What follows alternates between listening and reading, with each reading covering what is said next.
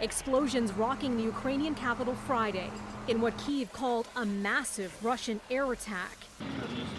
Just as African leaders arrived in the city, kicking off a peace mission to mediate between Ukraine and Russia.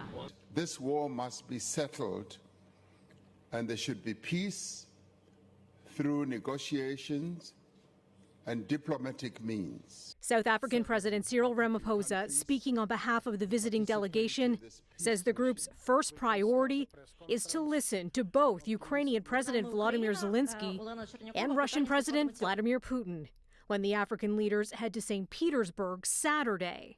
So even as we are thousands of kilometers away as African countries, we are feeling the impact of this war.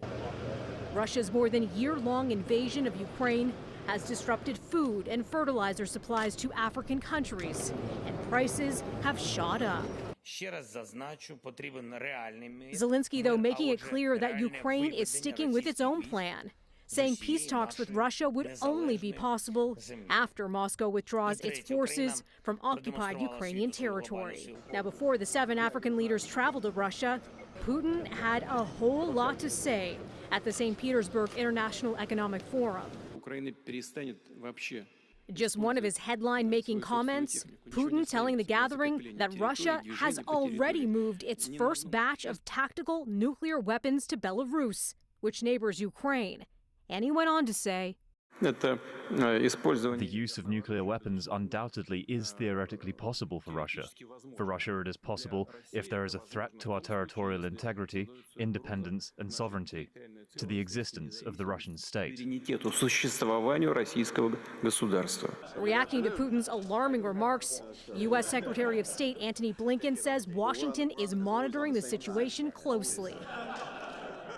We have no reason to adjust our own nuclear posture. We don't see any indications that Russia is preparing to use a nuclear weapon. And tacking on some Canadian content, Defense Minister Anita Anand making an announcement from Brussels. That's where she's been meeting with her counterparts from allied nations, as she revealed on Friday that Canada will be bolstering its presence in Latvia by sending a tank squadron of 15 Leopard 2 battle tanks there, along with personnel, something that's supposed to happen by next spring. Of course, last week, Prime Minister Justin Trudeau announced another $500 million in military aid for Ukraine during his visit to Kyiv. Melissa Duggan, City News.